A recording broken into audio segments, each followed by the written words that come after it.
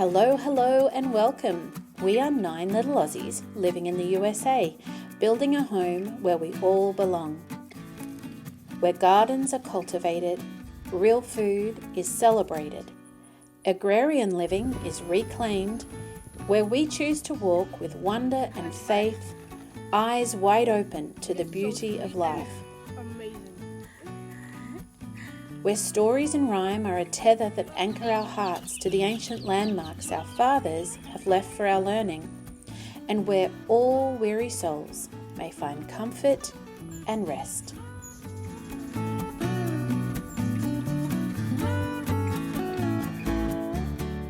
It is a grand undertaking, perhaps, but a profoundly simple one.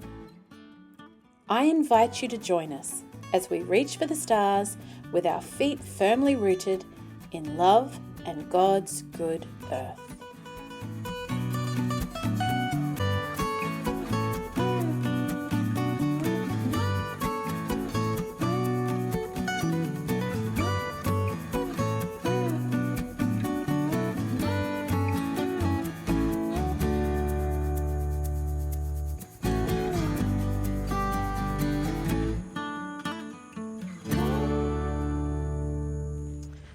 I've had a little bit of a situation this morning, unexpectedly, as we're trying to get ready for church.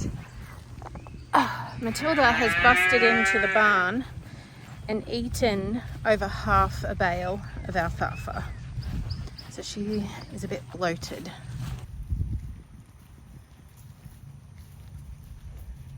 She's still walking okay. Yeah, she has a lot of slather and snot. She's quite distended on this side. If you look at this side compared to this side.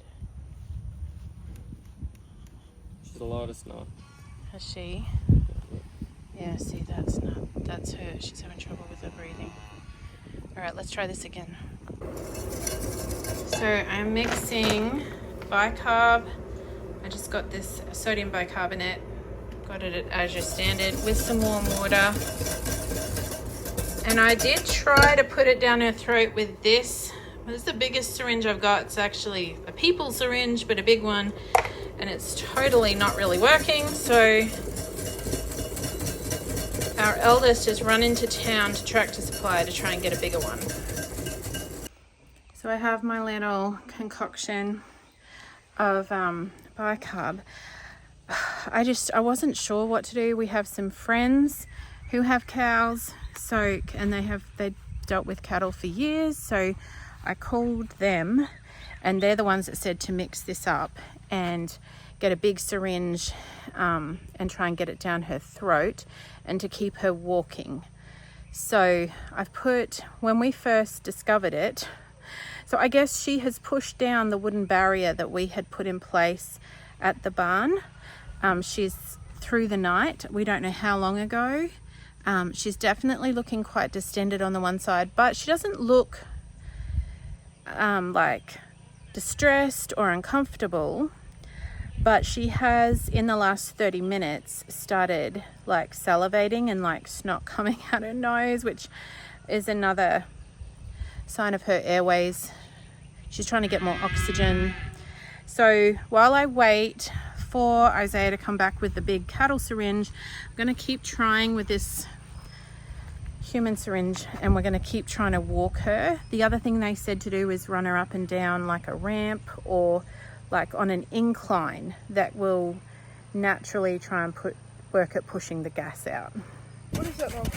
It's just bicarb and warm water. I'll hold it. You hold Matilda. Jared can do the syringe. She doesn't like it. See if we can open her mouth. It's okay. Good girl. Open. It's hard to get her to. I got her a little bit. Oh, Did she swallow it? She didn't dribble it? Yeah, she didn't dribble it. I feel like that side's gone down a bit. Maybe walking her, and we did get like one syringe in, right? Yeah. Maybe that helped.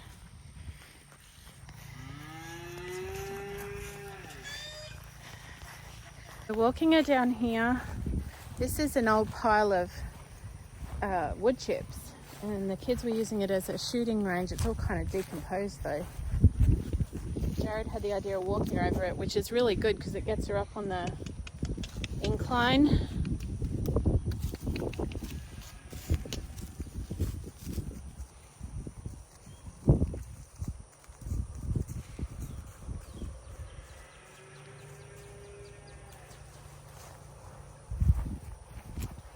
I'm actually a lot less worried than I was. I feel like the left side is going down.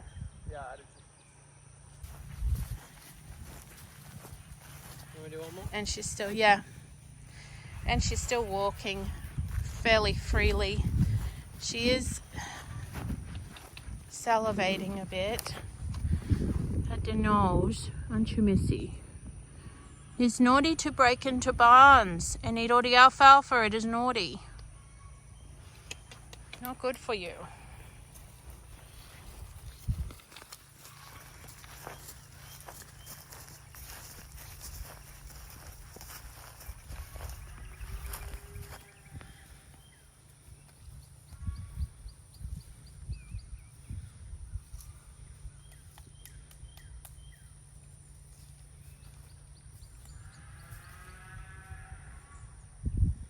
Up you go.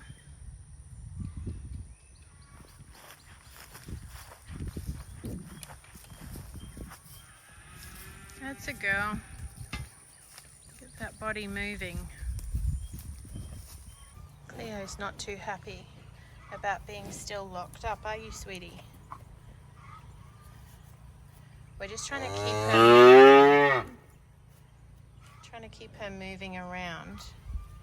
And if we let Cleo out, she will want to feed, and Matilda will stay still. What's your baby? Hello. Hello.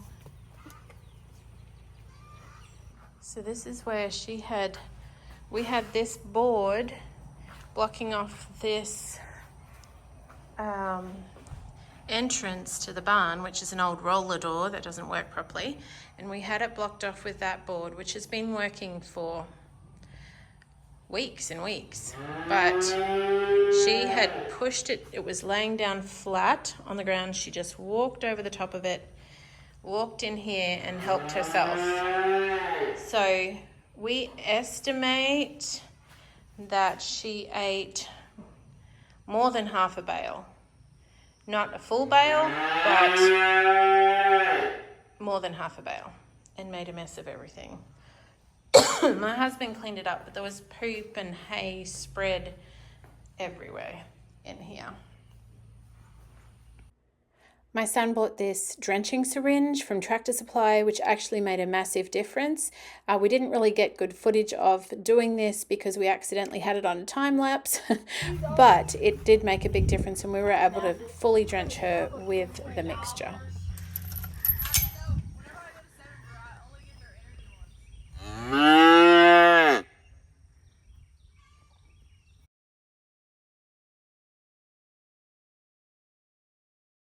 So, 9 Little Aussies fans, we've come down, and the cow, who we have since gotten up, was stuck just sitting in the bush after eating too much alfalfa. So we have since gotten her up, but just in the process of walking them back up to a safer area. She's just stopped for wheeze, and she's pooed once since we got her up. We were a bit worried because Caleb couldn't get her to stand up. Come on, sweetie.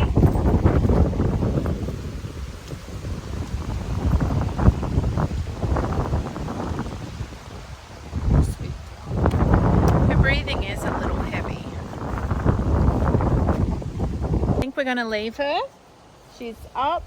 She was way back in the densest part of the forest over there, and one of the boys came down and couldn't get her to stand up, so we were a little bit worried. But she's up, she's peed, she's pooed. So I think we're just going to let her be. Keep an eye on her. We'll keep checking her. We've been checking her through the day, just trying to make sure she's all right. As we were checking on Matilda throughout the day, I realized, I can't remember, it was quite a few hours later when I realized she had a small cut on the bottom of her leg, and it's not terribly deep, and it didn't look bad, but there's a couple of little slashes on the bottom of her leg. So I came up to the house and thankfully have some chamomile growing so that I can make a little herbal medicine to treat her wound. One thing I do clearly remember from my childhood is my parents using natural remedies like chamomile tea in a bottle, put into a little plastic spray bottle, to treat wounds on animals like cows and horses. And you might think that sleepy chamomile tea wouldn't have much to say about big animal wounds, but it actually is really, really effective at healing wounds.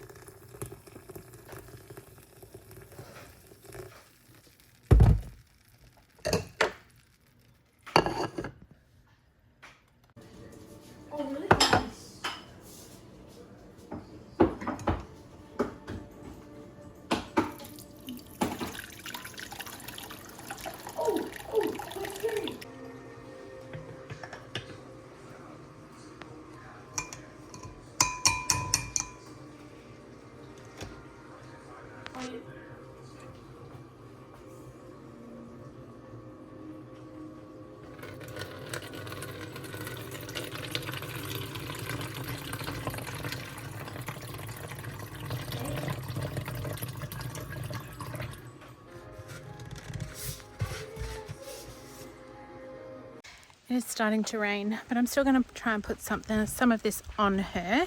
I just labelled it chamomile so that there are no suspicions of anything else. I suspect, when she broke into the barn, because there's all sorts of things in there. It's not a place that is set up to have animals in it. It's just a storage shed, and where we put the hay, and I have the milk buckets and stuff there when I'm milking. So it's really not appropriate for animals to be in there. And I think she cut her leg a little on something. I don't even know what.